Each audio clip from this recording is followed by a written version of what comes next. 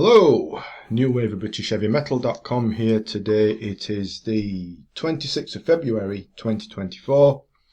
Quick request for a favour, and that's if you would please subscribe to the channel. That'd be great, big help, and help gets the word out. So please do click that button if you would.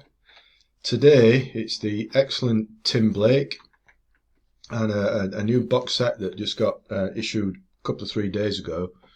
Crystal Presence, the albums 1977 to 1981. Now this is an excellent box set. It contains Tim's first 3 solo albums in a well-presented, sturdy clamshell box, issued by Esoteric, a label which does so well at stuff like this. And it contains his, its first 3 solo albums, the classic Crystal Machine from 1977, Blake's New Jerusalem from the following year, and then after quite a long gap he came back with Magick in 1991. And also in booklet we've got a nice glossy informative booklet with some background and context. And you know, these 3 albums just go to show what a inventive and excellent early adopter of the emergence of all things synthesizer was in the early 70s. Because of course in the early 70s Tim discovered synthesizers and got somewhat fascinated with them, didn't he? And he became a member of Gong for their classic trilogy of albums, you know, Flying Teapot, Angel's Egg and You. And then after leaving Gong he started his solo career with Crystal Machine, you know, and an album which over the years has become something of a classic, hasn't it? Yes, it's got an experimental feel to it. Tim cajoles all sorts of interesting sounds from that monster bank of keyboards and synths. You know, it's all sorts of stuff. It's ambient, trippy, spacey, hypnotic, engrossing. It's the kind of album that I think, and always have, it's best listened to through headphones, and you just allow yourself to drift off with the music and go wherever it takes you. Phenomenal stuff. And but bar for a few words in Lost Rider the Boogie Child, Crystal Machine is entirely instrumental, with mixing in some live stuff and some studio stuff. Excellent Crystal Machine. And you know, when you think back to when Crystal Machine was issued in 1977, there was another bloke, wasn't there, doing similar stuff, called Jean-Michel Jarre. He, with Oxygen and similar, he was selling units by the multi-million, whereas Crystal Machine by comparison went somewhat under the radar, didn't it? Instead developing something, I suppose you could call it classified as a cult following. But anyway, that's Crystal Machine, first CD in this box set. Then we go on to Blake's New Jerusalem, which came out the following year, 1978. And this is a much more varied and polished album, and I would suggest arguably it's Tim's best work as a solo artist. You know, we've got such a mixture on here. Song for a New Age, laid back, catchy, acoustically driven, would you believe, for a bloke mainly known for his synth work. That song starts it off. Very, very catchy, you know. Next up is the classic Lighthouse. Marvellously memorable chunk of spacey synths and trippy lyrics. Gets straight into your head and stays there. Probably the song that Tim's best known for overall. Then we've got Generator, Laser Beam, continues in a similar theme. And then we've got the thumping instrumental, I hope I'm saying this right because I can't speak French, Passage sur le Site, something like that.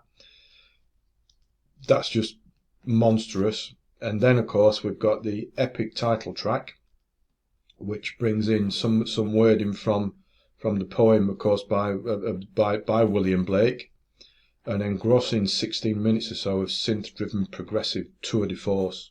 Marvellous stuff.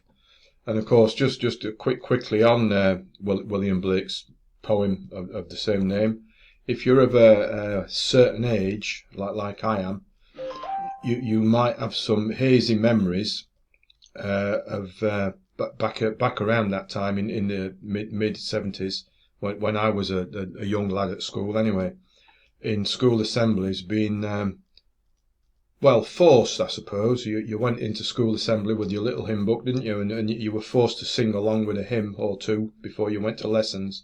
And one of the staples there was, Blake's Jerusalem, wasn't it? So we'd all sit there, all together now, and did those feet, blah, blah, blah. You know the rest if you remember it.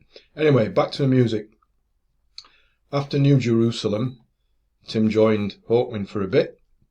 He was a member on that memorable Hawkwind tour in 1979, which came out the Live 79 album, didn't it?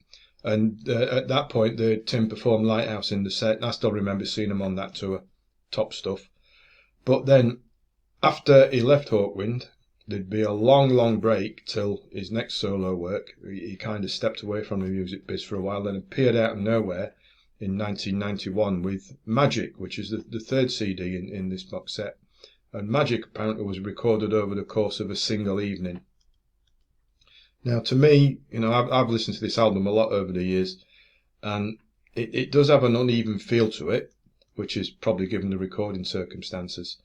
What can we say about it? A Magic Circle and Tonight aren't so bad. The Strange Secret of Gliding stretches out. I think this is superb. It stretches out into a sort of a gong stroke Hawkwind style hypnotic trippiness. I think that's a real highlight. Possibly the only real highlight on the album, because after that, for me, it falls apart. Waiting for Natty goes nowhere and lasts far too long. A Dream, More Magic, and With You amble along in a quite dull, repetitive, unimaginative state, I think. I've never been able to get on with it, despite me being a long-time admirer of Tim's work all the way back to the Gong days. But that second half of Magic, don't like it.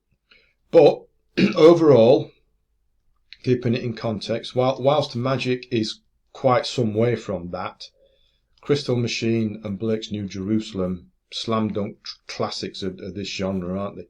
Spacey, classy, synth-driven progressive rock, stands up as relevant and fresh today, even after 40 years. Well, it's nearly 50 years, isn't it? Here we are in 2024, going on for half a century since they were first released, and they still sound great.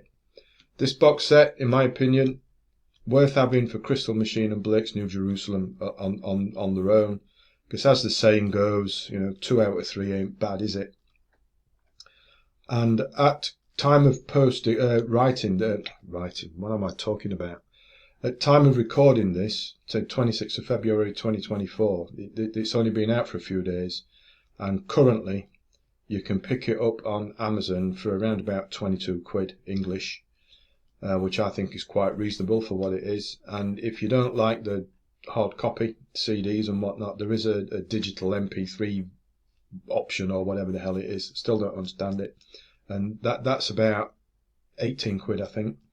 So reasonably priced for what it is. You see some box sets going for outrageous money, don't you? But I would recommend it. So other than the second half of Magic, you can't really go wrong. I will put a link in the description to it on Amazon, so you can go there and check it out and get whichever format you prefer. And also, a couple of 3 years back, Esoteric issued another Tim Blake box set. They called it Lighthouse and Anthology, 73 to 2012. And that's got all sorts of other Tim stuff on it throughout his career, even some bit pre-solo in the Gong days and whatnot. So have a look for that too. So that's Tim Blake, Crystal Presence, the albums 1977 to 1991. So his first 3 solo albums in a tasty box set. Please do subscribe to the channel before you go, because that would be excellent. And as always, thanks for watching, thanks for listening, and take care.